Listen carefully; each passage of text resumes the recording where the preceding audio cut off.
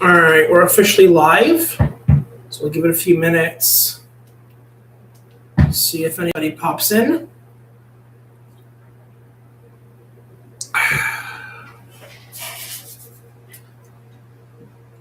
It'll pop in, great. If not, not a big deal.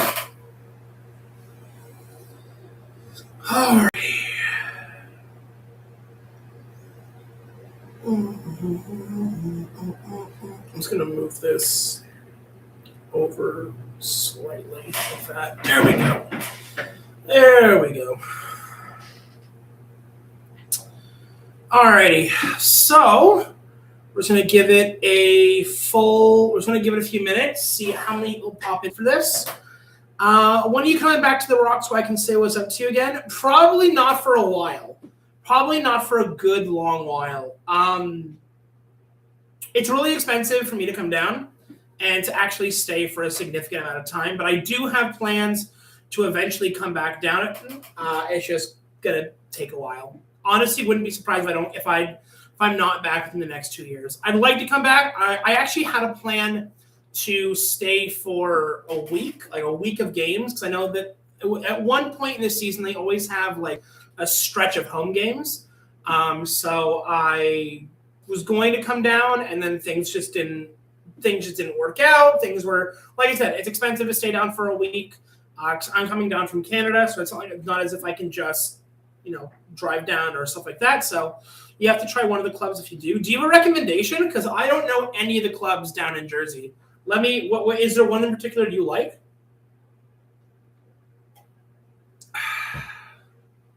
Because I'm curious. I'm not a big club person, but if you've got a recommendation, let me know.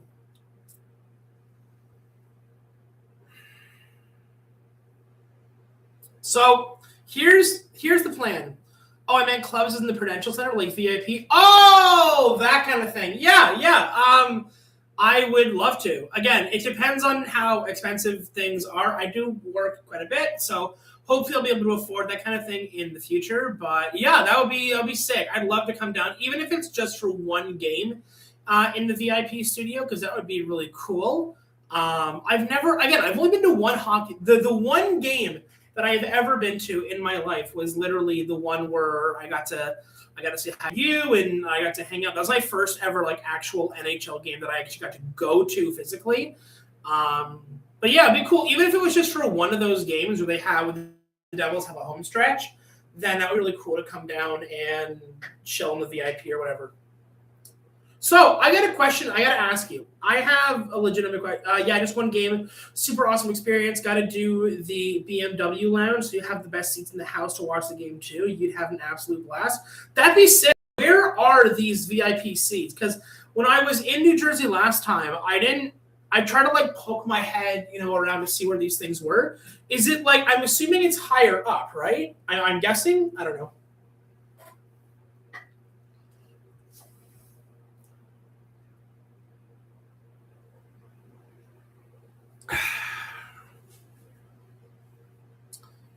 But yeah, so let's I'm just going to jump into this, and obviously feel free to interact as we go. So I want to talk about the last couple of games from last night, because we've been doing a couple of videos on them, and I figured, let's do a live stream talking about this, because I am genuinely curious what your guys' thoughts on this are. So I'm going to go over the games from last night, and there's so much to talk about.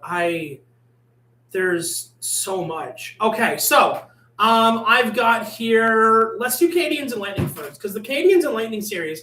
So last night was the first night I was actually able to sit down and like watch some of these games, because like I said, I work a ton, so I don't always get to watch all the games. But I got to watch the Canadiens Lightning game last night and the Boston Buffalo game last night as well. I hope the Habs win. I said Tampa in 7.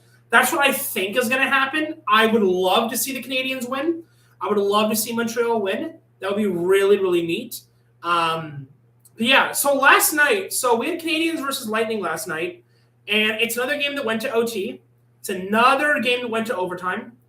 And, like, this game was wild. Also, can I just start by saying that the Tampa Bay Lightning right now are the biggest baby bitches in the entire playoffs right now. I swear to God, watching Tampa last night was infuriating. Because, like, this is playoff hockey, right? People are going to scrap. People are going to push and shove and cross-check and whatever. And, like, Tampa would go into a scrum at Montreal, and the minute the ref would call something, and don't get me wrong, there were some reffing problems last night.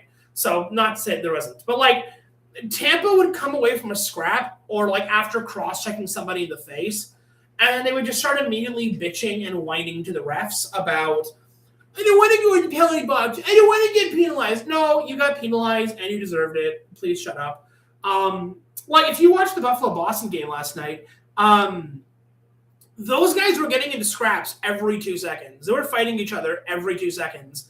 And the minute that Boston and Buffalo would start fighting each other or, like, push and shove or, like, cross-check or whatever. Like, these were men. These were guys that, like, they would go into the corner, they'd all fight each other, there would be a scrap, and then immediately it would end, and nobody would bitch, nobody would moan. They knew what they were going in to do. But Tampa, like, every time you turn around, you would be like, oh, ref, why didn't they do this thing? Like, give me a break. Like, actually give me a break.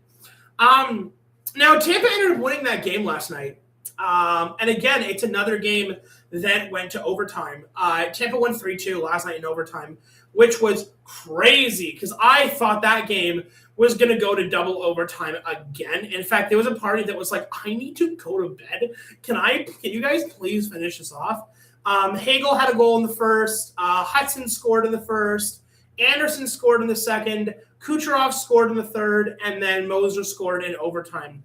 It's so funny because in the first game, you had Tampa that was in the lead and was dominant the entire time. And then you have in the second game, you have Montreal being dominant through the entire game. And when I say dominant, I mean they constantly have the lead.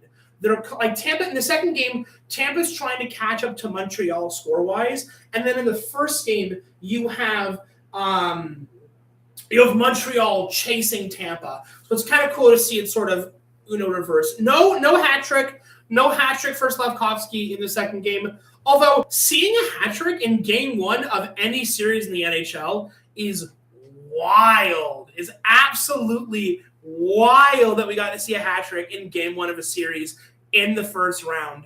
I would want to point this out. I'm just going to lay this out quickly. In this game, and again, I know it's playoff hockey, so this is sort of to be expected. Montreal had 43 hits. Tampa had 34. Okay? And again, I understand that this is standard. It's playoff hockey. But when I think like physical teams and like big hits and big hitting, I always picture the West for some reason. I always picture the Western Conference. So seeing the East being like, I'm going to beat you in the face on a regular basis through 60 minutes is incredible to watch. And then, like, the amount of block shots. Montreal, 25 block shots last night. Tampa had 15. Montreal, 21 giveaways. Okay, so they weren't exactly, tip-top on defense. And then the shots, the first period, shots were 12-6 for Montreal. Second period was 9-11 for Tampa. And the third period was 6-8 for Tampa. And then in overtime, Tampa owned Montreal's ass the entire time. So they had 9 shots in overtime, Tampa, and then Montreal had 0 shots in overtime. They did not get a single shot on net the entire overtime, and it's no wonder that Montreal ended up losing. So that series is all tied up at 1. Notable things, because in the first game of Tampa versus Montreal, you had a lot of power play goals, and you had a lot of special teams doing like 95% of the work. In this game, Montreal had 4 power plays. They only ended up scoring on 1. And then Tampa had 3 power plays, and they didn't score on a single one. So both teams were like, all right, first game was a little bit of a nightmare on special teams. We're just not going to allow any of this because I don't feel like getting routed for like 4 power play goals in a single game. So we're gonna tighten that shit up, which was really, really cool. The more I talk, the more thirsty I get. But yeah, should be a good series. Tampa versus Montreal. I did say Tampa in 7, although I'd like Montreal to win.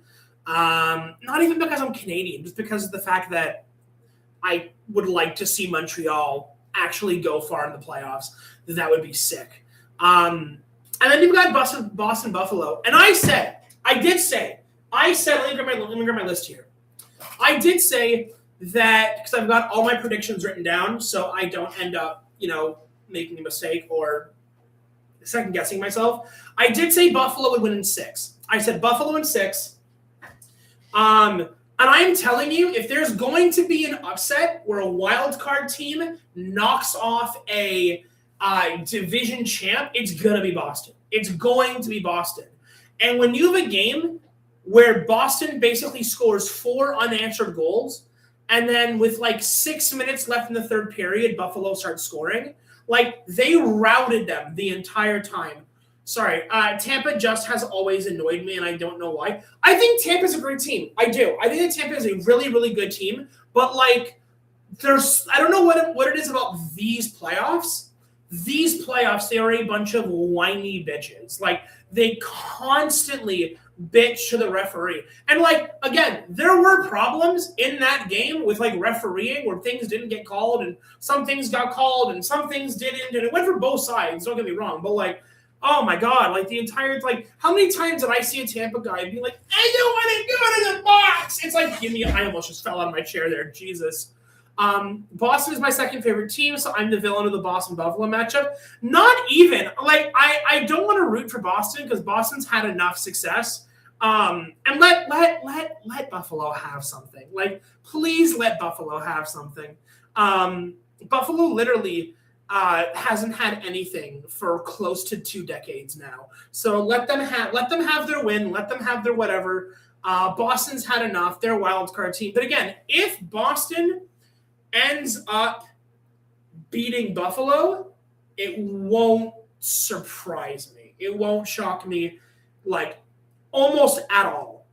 Hold on. I'm going to adjust this slightly. I'm going to pull this down. There we go.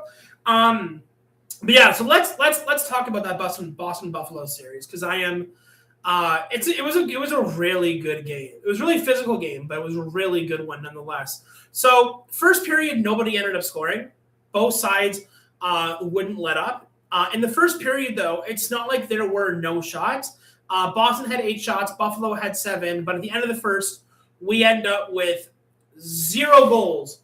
0 goals. Luukkonen plays great for Buffalo, and Swayman plays good for – is it Swayman or Ullmark? Hold on. I got to check here. I got to check if it's Swayman or Ullmark. I always get these two mixed up, Swayman and Ullmark. I can't remember who went where. Let's go box score. It was Swayman. Yeah, okay. It is Swayman. Oh, I can never remember. Ullmark goes in the Sens now. Yeah, I can never remember who went to Ottawa because they're both really close guys. By the way, if you haven't seen the clips of Swayman and Ullmark playing each other, Boston versus Ottawa, in the regular season, and watch them hug it out, I thought that was a nice moment. That was nice. But yeah, no score in the first period. And then the second period, Boston lays down an absolute smackdown. They score 3 in the second period. Arvidsson gets a goal. Geekies gets his second, and Zacha scores a power play goal. And it's 3-0. It's 3-0 Boston going into the third period. And I go, okay, well, this is probably over. I don't see Buffalo coming back. Although, to be fair, in game 1, Buffalo came back against Boston. Granted, that was a 2-goal deficit, not a 3-goal deficit. And then, of course, 14 seconds into the third period, Arvidsson ends up scoring his second of the game and second of the playoffs. And now Boston is up by 4. And I go, okay, this is going to go one of 2 ways. Boston's either going to win this game or Boston is going to fall victim to what they did to the Leafs 10 years ago. Okay? And I see Buffalo piling on, trying to get goals, and Buffalo scores 1 goal. And then they score a second goal, and now it's 4-2, and there's 6 minutes left in the third, and I'm going, oh no, it's happening again. They're going to do it. Buffalo's going to do it, and then they don't. And then they don't. And Boston ends up winning that game 4-2 in regulation. Again, I will note the power play, not power play, but the penalty minutes for the Boston Buffalo game, because these guys were scrapping literally every single whistle. Boston and Buffalo both had 47 penalty minutes each. So they had something like 94 penalty minutes in the entirety of the game, which is wild. And again, this is why you love playoff hockey. This is why you love playoff hockey. Because in the regular season, it's all about the speed and the skill and the finesse. And then you get into the playoffs, and it's just a bunch of guys like beating the shit out of each other for 60 minutes, if not longer. And it's a wild time. Interesting note, Boston had 27 block shots. So even with Buffalo trying to pile it on, Boston was like, no, we're just not going to let you hit the net like literally ever. Shots on goal, first period 8-7 for Boston. Second period 11-8 for Boston. Third period 20-8 for Buffalo. So this is what I mean by Buffalo piling it on the third period. And it's why they ended up scoring 2 goals. But, like, you can't have 7 shots in the first period and then 8 shots in the second period and then 20 shots in the third period. You need, like, 15 in each period to win. And, again, it's not like Swayman is bad. So I openly said at the beginning, Swayman, I think Boston has the better defense. I think Boston has the better goaltending, but Buffalo's offense is a firecracker that, like, once it gets going, they don't stop scoring constantly. But nonetheless, Boston ended up winning that game, and that series is now all tied up at 1. And then you had the Mammoth versus Golden Knights and the Kings versus the Avalanche. I'm going to be honest, I haven't really watched a ton or almost at all any of these series. I watched a little bit of Mammoth Golden Knights, a little bit, like a night or two ago. I'd give my firstborn for Tage Thompson on the Devils. I mean, so would I, but, like, who are you giving up? I'm curious. Who are you giving up for Tage Thompson?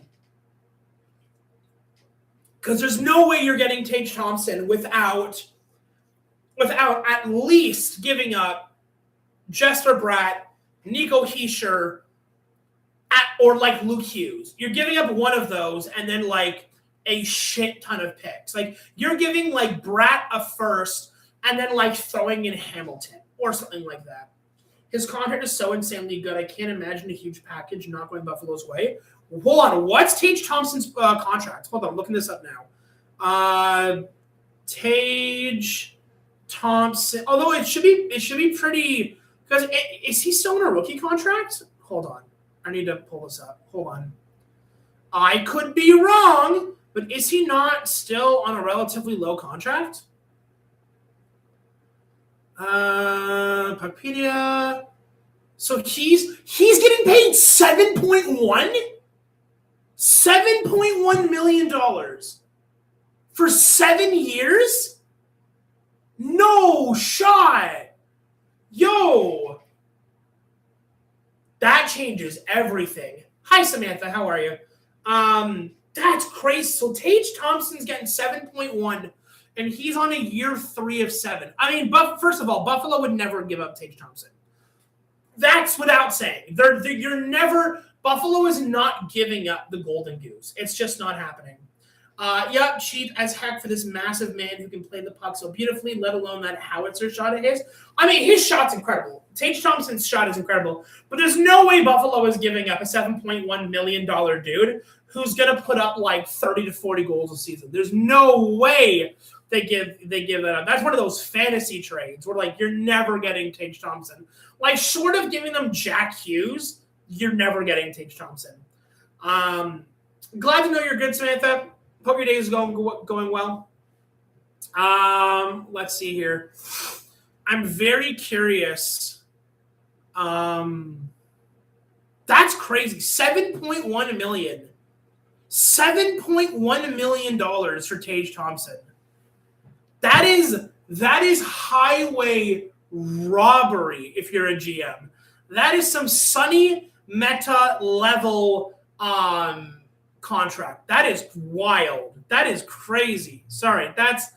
I was expecting him to either still be on a rookie contract or for him still to be be getting like $9 million a year.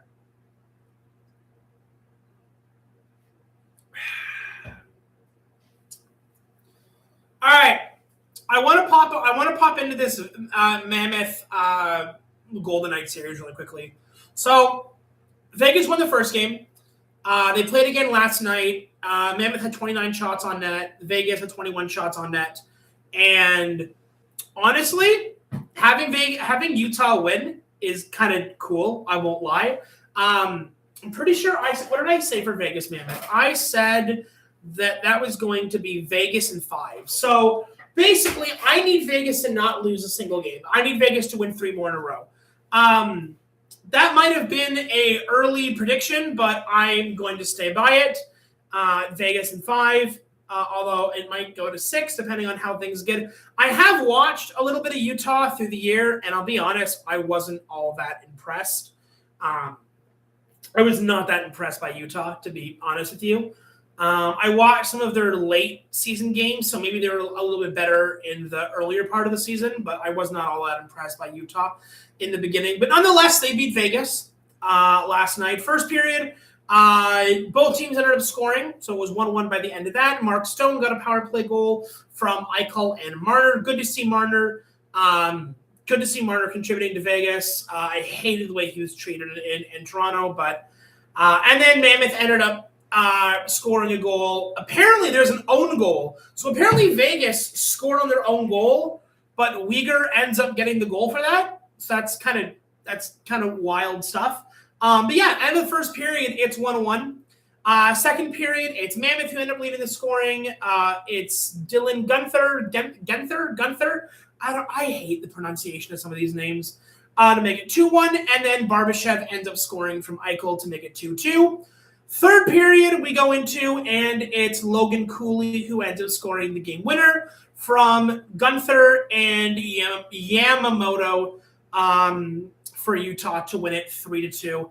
I think the Knights are going to win, but if Utah won, it wouldn't be bad. I mean, yeah, I have a buddy of mine who is a big Vegas Golden Knights fan.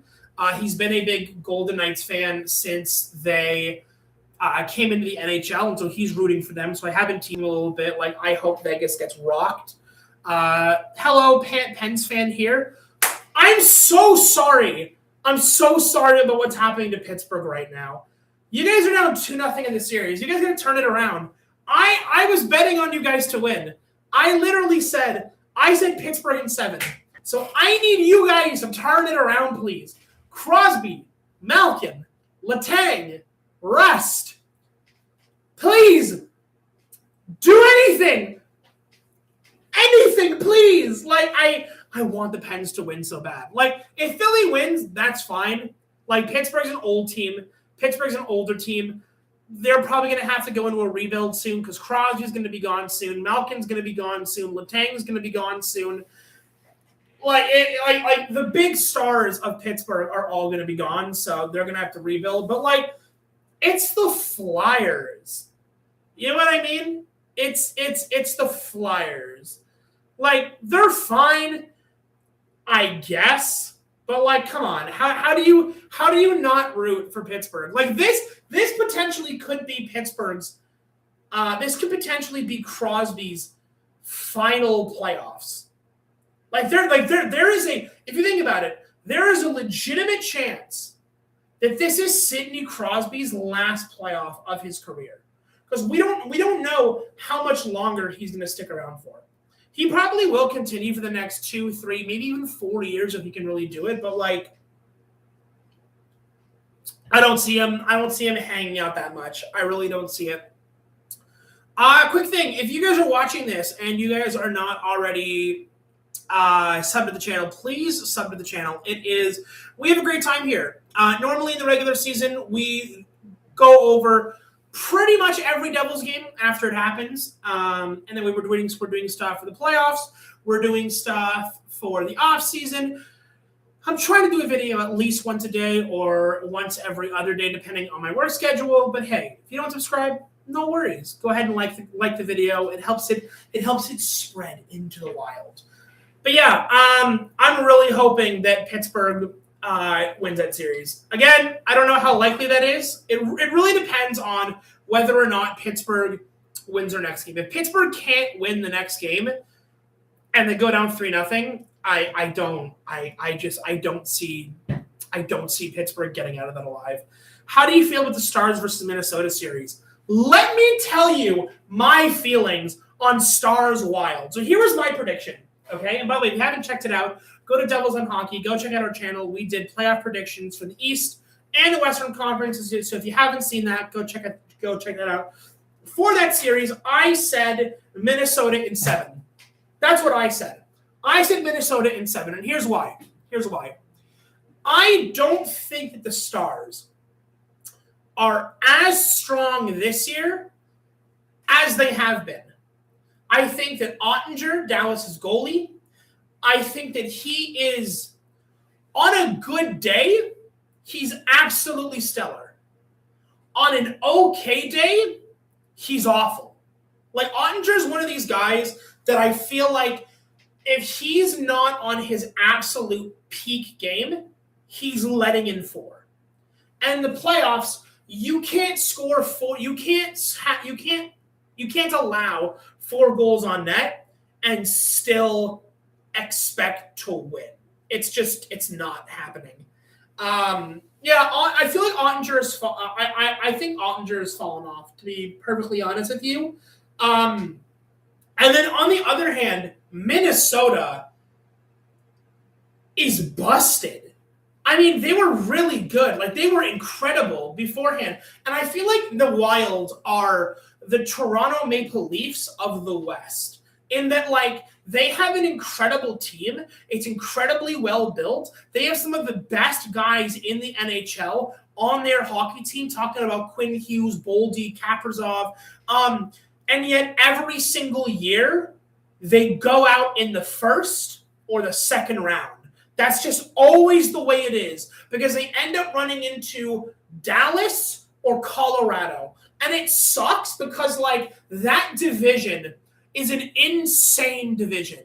You've got Dallas, Minnesota, and Colorado all in the same division. So these guys are fighting for their lives every time they step out onto the ice for every single game, because it's such a competitive division. It's arguably the most competitive division in the NHL, bar none. I would have said it was the Metropolitan, but like that Western Division, what is it? Central, Pacific? I gotta double check. I'm pretty sure it's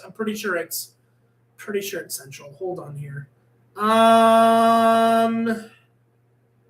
on. NHL divisions. I'm almost certain it's. Yep, I was right. It's Central. That Central division is batshit insane. It really is. Also, your defense is Boldy Quinn Hughes. Boldy Quinn Hughes is a wild defensive pairing.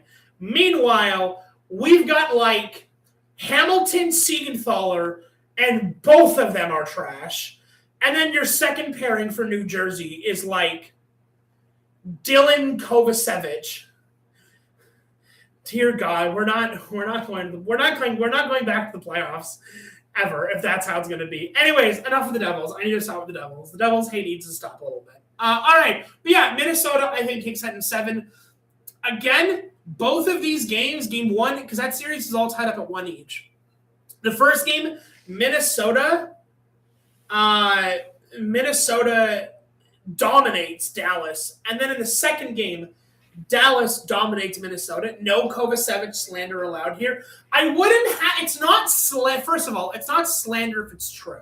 Okay? Second of all, I wouldn't have to slander him if he was competent. And you know what? I used to be a Kovacevic fan, but Kovacevic is just not it. It's just he's not it. Like he played like 1/5 this season of a season off injury. Sure, and like I'm not gonna give him crap for being injured. I'm not. But you can't look me in the eye.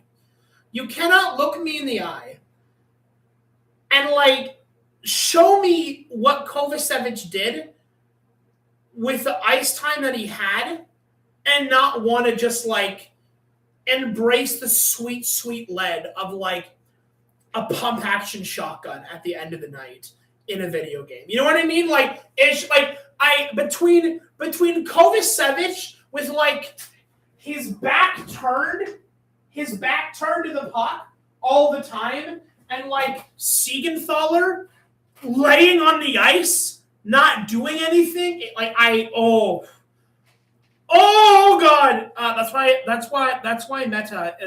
Sonny Meta is gonna come into this organization, and he's gonna like sweep the defense hopefully.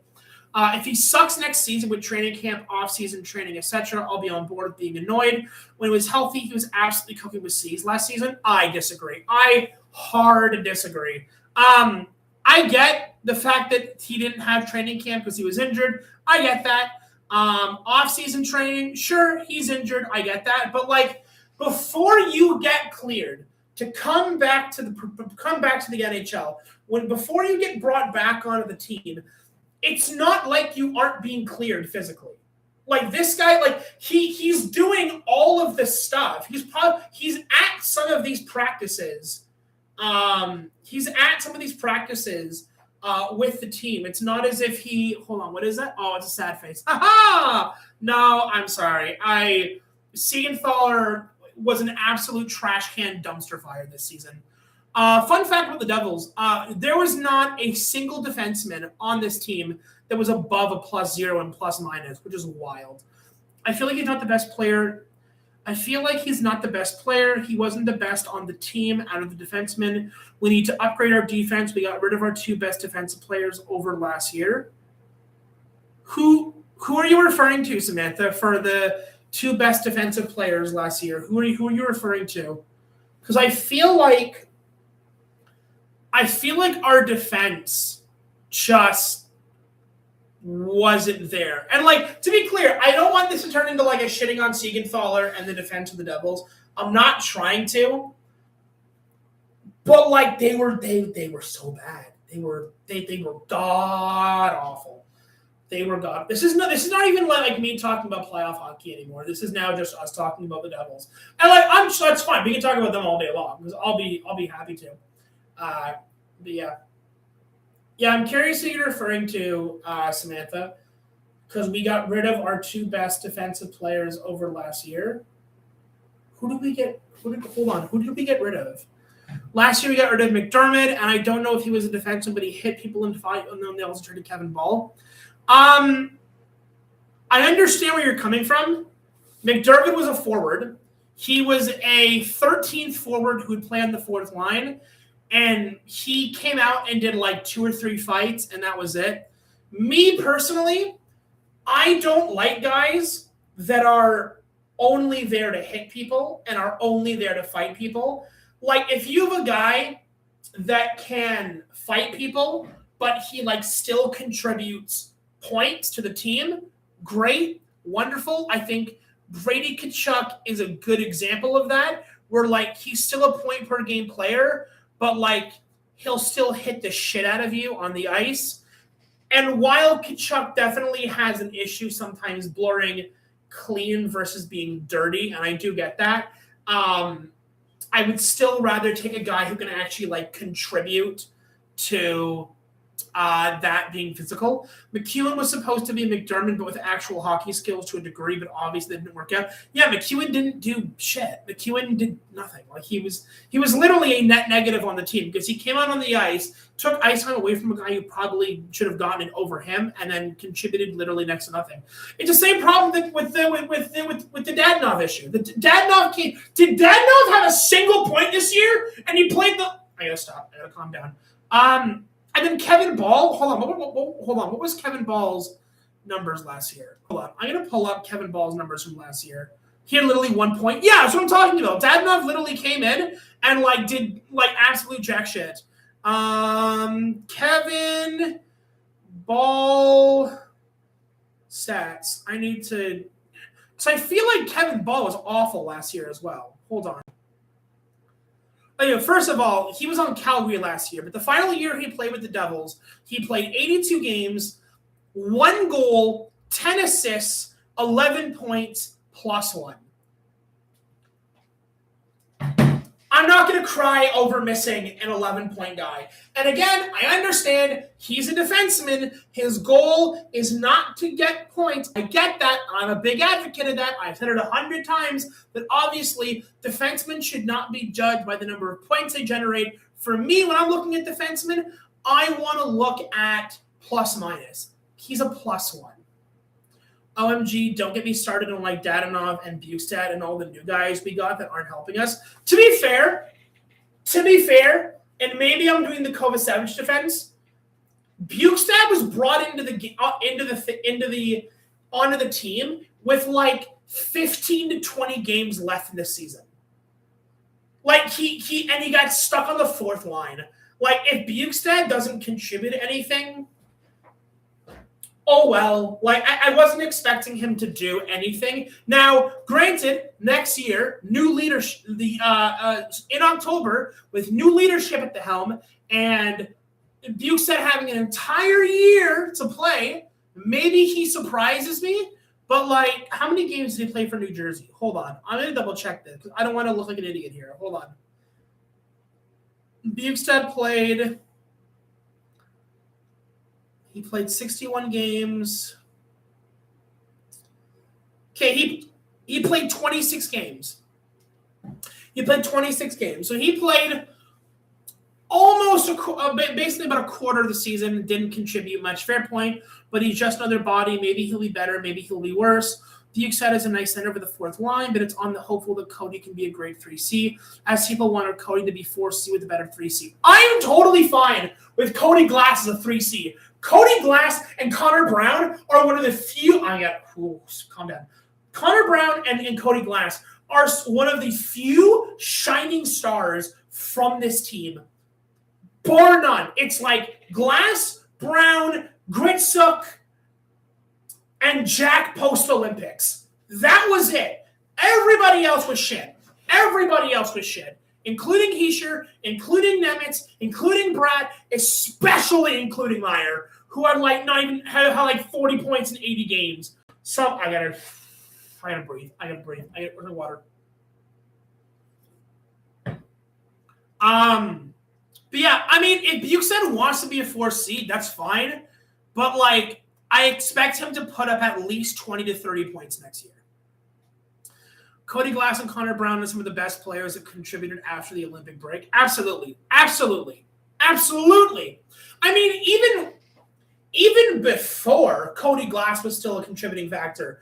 I do wonder, though, if Connor Brown, and by the way, Connor Brown had one of the best, hold on, just to make sure I'm not full of myself, let's take a look at Cody Glass's numbers, because I think Connor Brown, I think Connor Brown had arguably one of the best years of his career last year on the Devils. Now, granted, maybe that was because he was playing with Jack for the second half of the year.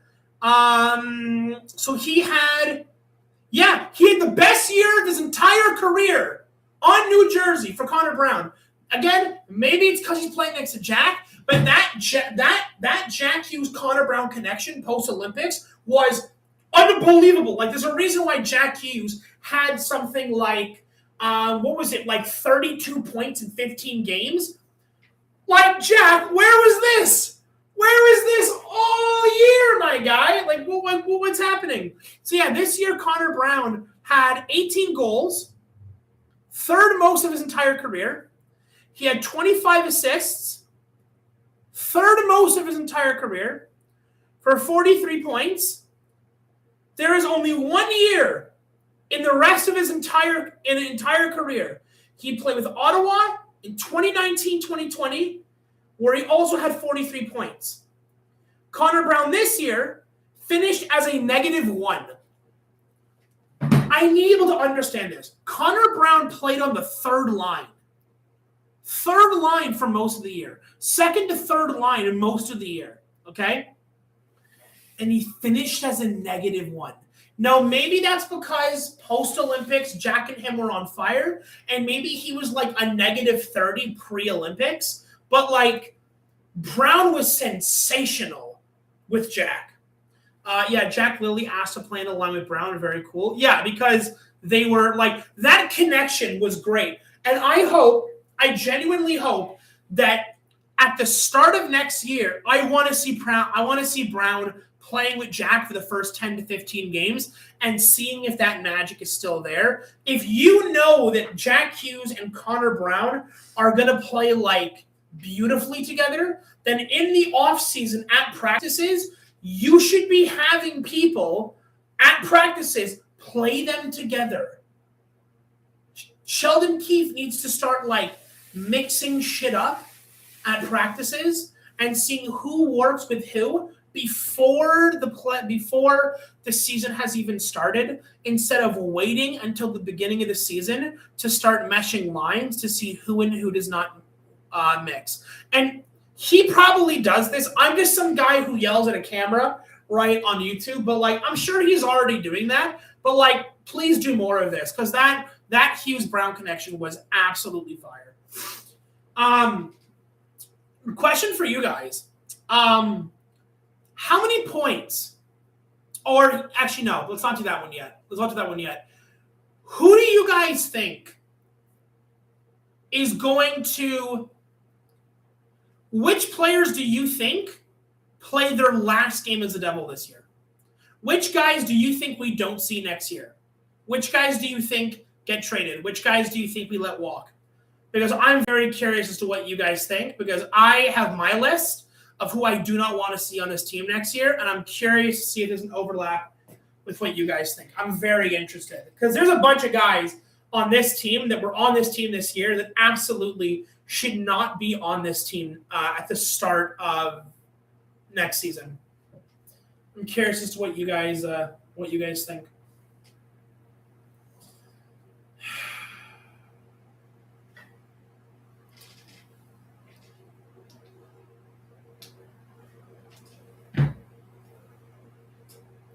Dadonov, obviously. Yeah, I mean, his was only a one-year contract. I doubt he comes back.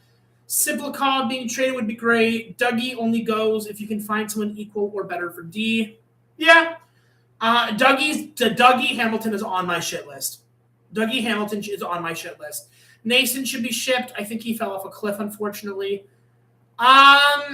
Nason I'm weird about, because I think Nason is okay as a depth piece. But because of the fact that he was out all year last year, I'm curious. I am kind of morbidly curious about where he fits into the team next year. Dougie's on my shit list, and he's already asked his agent to see if he can get a trade out of New Jersey. So I doubt Hamilton comes back next year. Well, that's going to be difficult. I feel like there's a few players that could stay or go. Haminaho we brought up. He's good. He's maybe I can see them maybe going down and getting called up. I would like to see Haminaho start the year next year. I'd like to see him start the year on the fourth line or third line, depending on how that goes. I could see a third line of like Gritsuk, Glass, Haminaho, or something like that. I could see the fourth, or I could see like Gritsuk, Glass, Nason, and then like Siplikov and Haminaho, kind of bringing up that fourth line rear. Ship Mercer if you really think he's a top 6 guy. Otherwise, keep him in the bottom 6. I think Mercer's gone. I really think Dawson Mercer's gone. He's been given a long leash to develop, and I don't think he's become what we all wanted him to be. I think we all wanted him to be a 25 to 30 goal scorer year after year and play some top 6 minutes, potentially on that second line.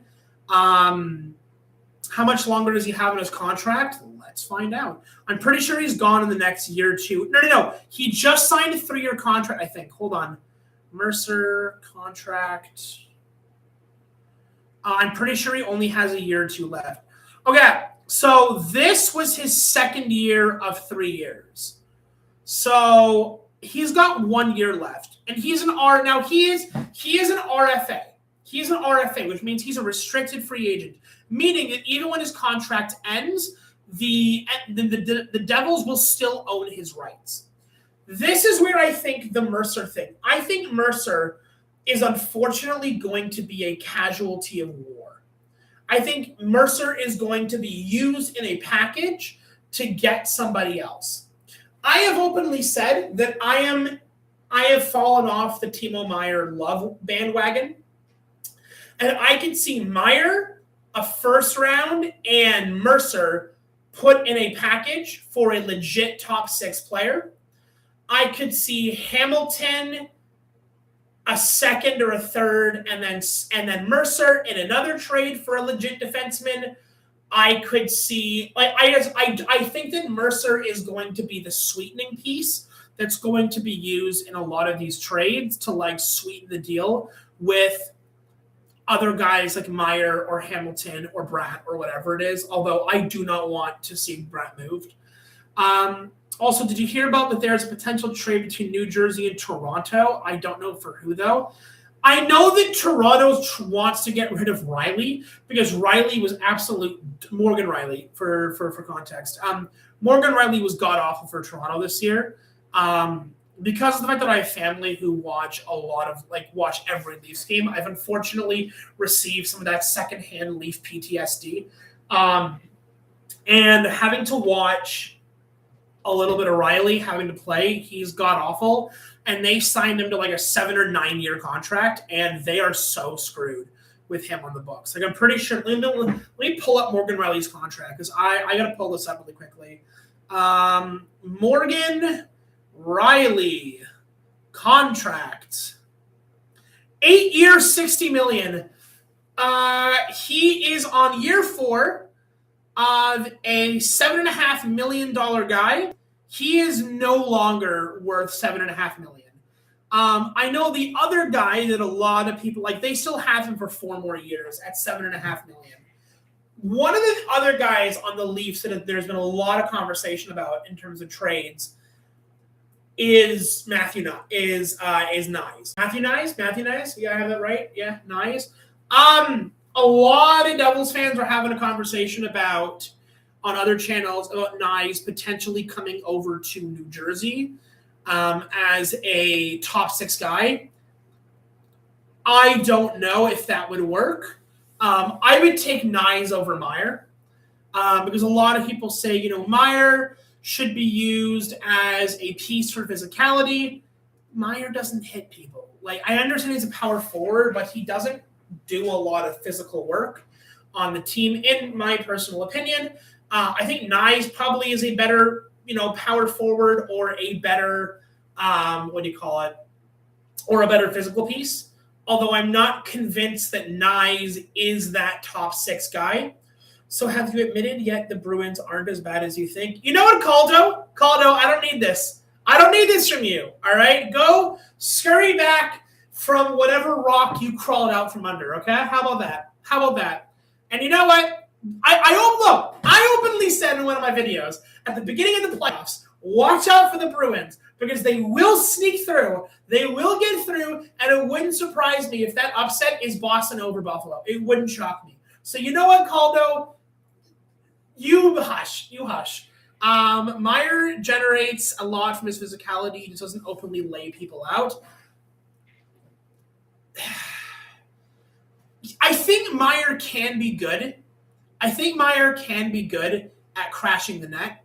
We've seen a couple of times now where Meier has where he's had the puck and he's driven to the net and he's ran into the goalie and stuff like that.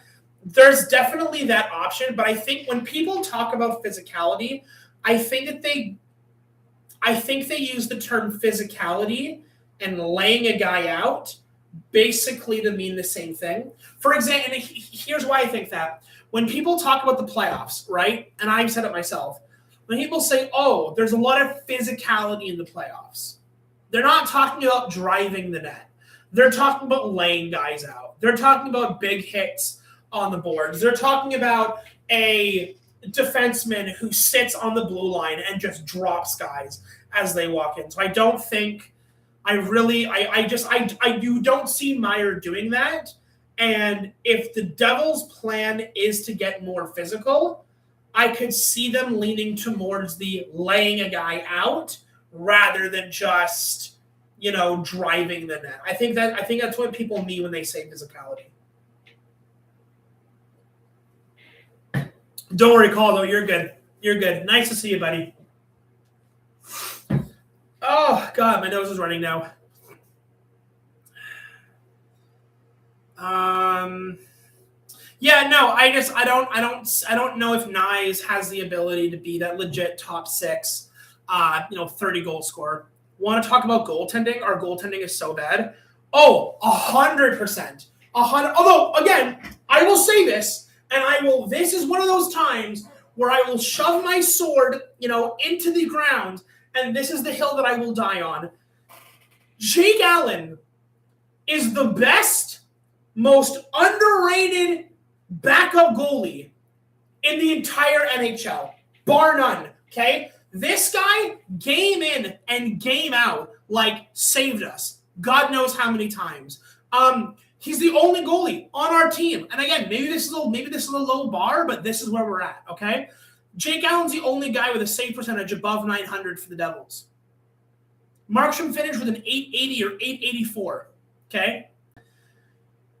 And we're stuck with him for another 2 years on a no move clause. It just is what it is. The problem is that there's no one right now that doesn't have either a shit contract or there's no one out there to replace our goaltending. I've looked at the free agents for this offseason. There's no goalies on there. There's next to none. And it's guys like Ben Scrivens or some shit like that. There's nobody there to replace Markstrom. Markstrom has to return to form, or you have to create the greatest defensive core in the league to avoid getting blown out in every single game, because Markstrom either is a shutout goaltender or is letting in 5 goals a game. I know we need a better goalie. I agree. Axolotl, I agree. We need a better goalie. The question is, who is that better goalie? I want to see Allen be the starter. And Markstrom relegated to the backup role. If I have to watch 5 games in a row of Markstrom and then he lets in 4+ goals a game and then finishes his 5-game stint with an 864 save percentage, I'm going to blow my brains out. It's going to happen, okay? 100% agree. Jake Allen is amazing, so he's a great backup goalie, and his save percentage is a lot better than Markey. The market sucks. The market, there's no good goaltenders. And I'm taking a look at this year's UFAs. There's not a lot of guys on there that the Devils can pick up. There really isn't a lot of people. Jason Robertson is one of those guys, but if you think for an absolute second he's not re-signing with Dallas, or he's going to – now, look, Sonny Meta, new Sonny era in New Jersey GM history. Sonny Meta's going to come in. If he can pull off a Jason Robertson move, I will milk Sonny Meta dry, okay, if he can deliver us a Jason Robertson type player in the offseason. I will worship the ground that this man walks on. We need a better goalie, but is there a better goalie? I remember Markey got the start 6 games in a row. That was crazy. I kept saying just put Allen in. Yeah, well, with all due respect, anyone with half a brain was saying put Allen in, because Markstrom was just absolute dog shit. Nico Daws, dude. Do you know what I would give? Do you know what I would give for Nico Daws? Do you know how much money I would pay? I would go out and I would have a child and I would donate it to New Jersey if I could see Nico Daws in net. Okay? he's not. Yeah, he's not bad. It's just that, like, go look at Jacob Markstrom's contract. He's a no move clause, meaning that if you want to play Markstrom, you have to scratch him. You have to scratch Markstrom, and if you scratch him for enough games, I mean, look, if Sonny really wants to do this, this would take a lot of balls. But like, if you wanted to, you can make Markstrom's time in New Jersey miserable. You can scratch Markstrom for every game, bring up Dawes, because you can't send Markstrom down because he's a full no move clause, and have it be Allen Dawes as your goaltender duo, and then Markstrom just doesn't play a single game in New Jersey because he's scratched every game, and then he's willing to like waive his no move clause so he can get traded to somewhere else. But like, that would be a really, really shitty thing to do. But like, I don't know what the options are for Markstrom. I've heard the idea of like buying him out is a possibility, and like, maybe that ends up happening. I highly doubt it, but it's possible. But again, you would have to pay out the remainder of his contract with New Jersey. And that's like, let me just pull Markstrom's, because Markstrom just signed a 2-year, $6 million. So you'd have to pay him out like $7 to $12 million to pay him out. And New Jersey does not have the cash to do that. It's not happening. So I don't know.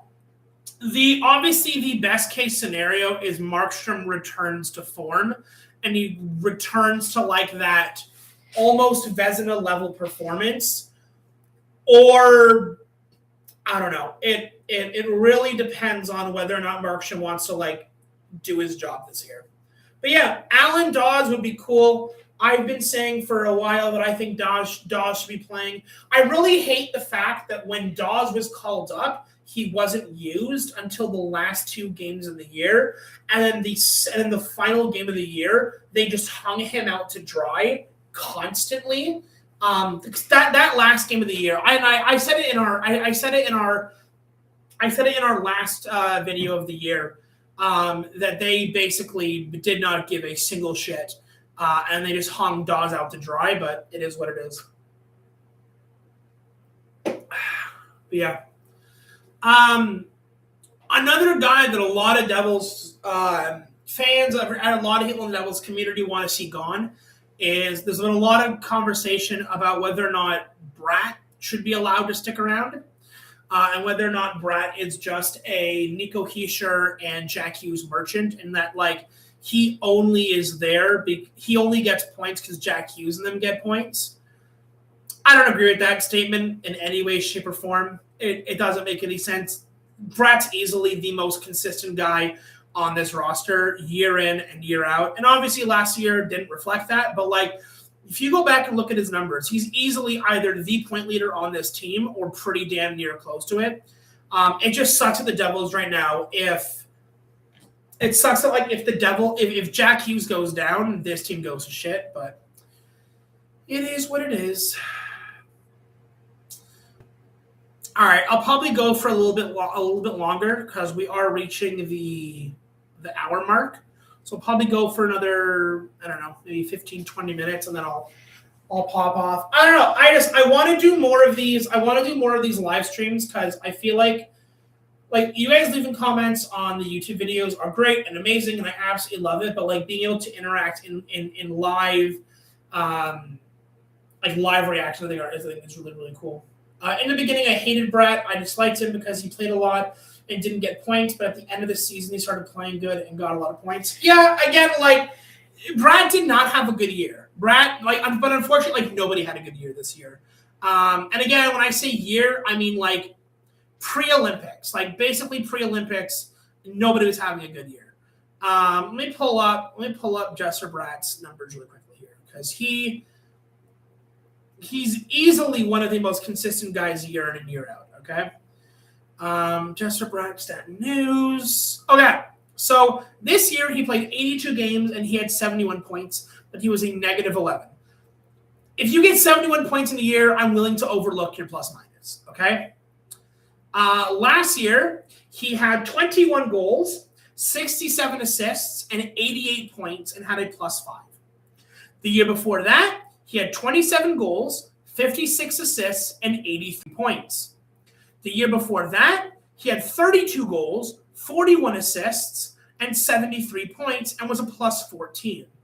The year before that, he had 26 goals, 47 assists, and 73 points.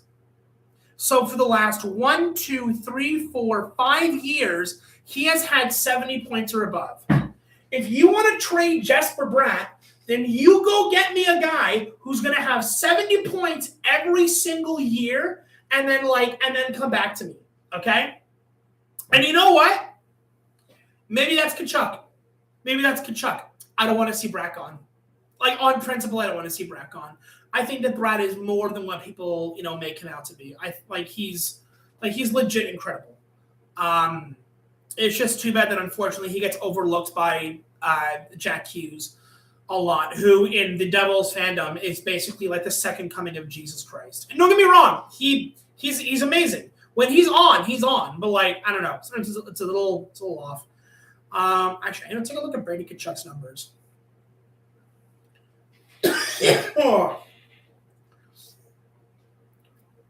So this year, he finished. Okay, Bratt had more points this year than Brady Tkachuk, despite Ottawa doing better. This year, he had 59 points in 60 games. That's pretty good. Last year, he had 55 points in 72 games. The year before that, he had 74 points in 81, 83 points in 82, and 67 points in 79. Jesper Bratt's numbers are better than Brady Tkachuk's. Full stop. Jack is great, but actually he gets injured every season and the team falls apart and forgets how to play hockey. Well, that's the other thing. Before the Olympics, I said, if Jack Hughes is going to miss 20 to 30 games a year, you might have to get rid of him because, you don't want guys that are only going to play 50 to 60 games. And that's a really bitter pill to swallow because Jack Hughes is obviously the most talented guys on this team. But you can't have guys that are only playing 50 to 60 games every single year when they're supposed to be your franchise player, no matter how good they are. And it also sucks this team is incompetent without him. It's one of those things where it's you can't win. We don't seem to win with him, but then we also don't seem to win without him. It's one of those, you know what I mean? He's obviously the best guy on the team. He's obviously the most talented guy on the team. He's obviously the guy that has the potential to have over 100 points a season when he's really, really on. And he's amazing, and he's incredible, and he's arguably one of the best generational New Jersey talents ever to grace the franchise. But, if he's injured every year and he's missing 25 to 30% of the season, every single year you have a problem. And again, to be clear, I'm not saying you should trade Jack. I'm not saying that at all. It's just we have to find out. And again, one of the things Sonny's going to have to figure out in the offseason, what do you do when your entire team falls apart when one guy goes down? It cannot be that one guy is your entire team. I reject that full stop. It can't. It cannot happen. It can't consistently happen every single time. That Jack goes down, everyone shits the bed, he comes back, and the team barely manages to continue. It's just there's got to be a better way of doing it. And again, maybe securing that extra top 6 guy is the way it's going to have to happen. Maybe there's going to have to be a trade for Bratt or Meyer or Mercer or whoever. To get that person, because you're not getting a top 6 forward without paying up something really important, really big. You're just that's just the way it's going to have to work. I don't see it happening literally any other way. All right, if you guys have any other questions, lay them out now. We're going to go for another 5 minutes or so, and then I'm gonna hop off because my throat is starting to burn a little bit, and I'm gonna probably have to hop off and get something to eat. But yeah, if you got any other questions, lay them out now. I'll take a swing at them, go from there. And yeah.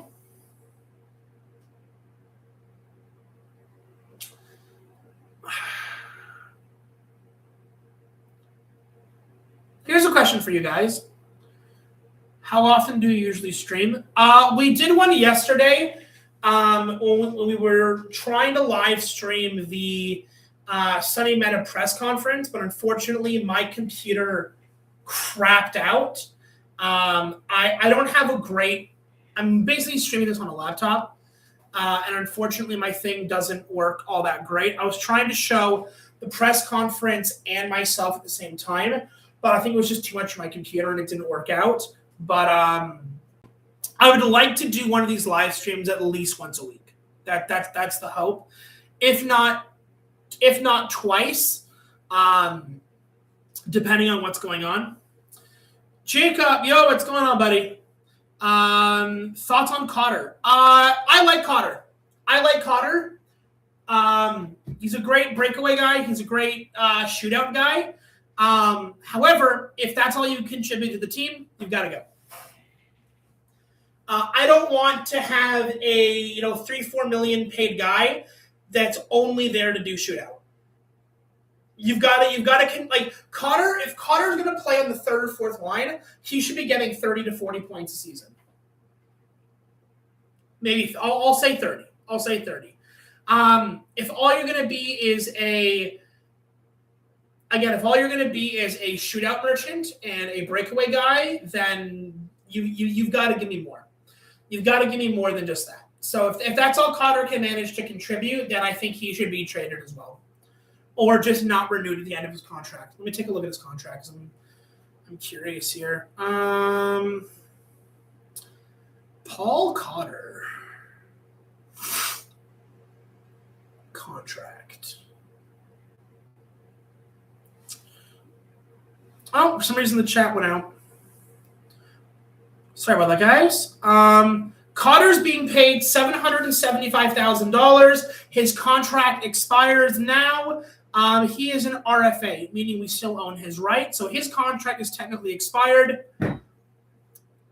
I mean, if you want to pay him $1 million to sit on the fourth line, fine, whatever. But, like, you've got to give me more than just shootout numbers.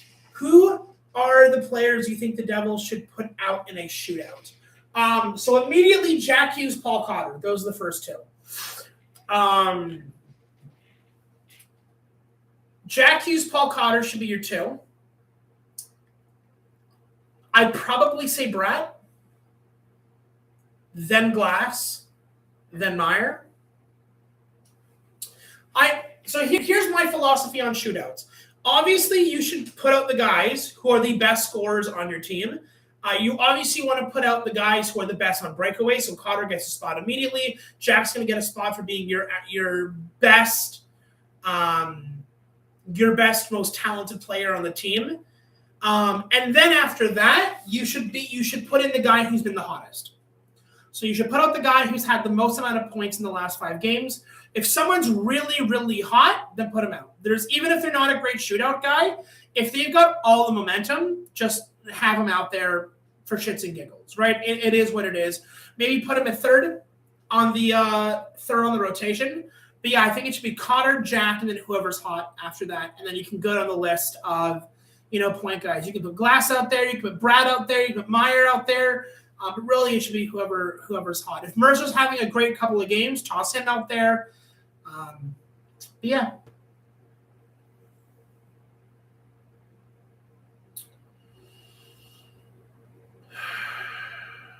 All right, guys. I think I'm going to wrap it up here. Thank you to every single one of you guys who came out here. I really appreciate it. Thank you guys for all of your questions. If there's any updated news on the Devils that comes down the pipe, then we'll try to do some live streams. I'll maybe try to do some live streams of some of the playoff games. We'll see. It really depends on whether my computer can handle it. But yeah, on that note, guys, take it easy, and I will see you guys in the next video or the next live stream, whichever one comes first. Adios, guys.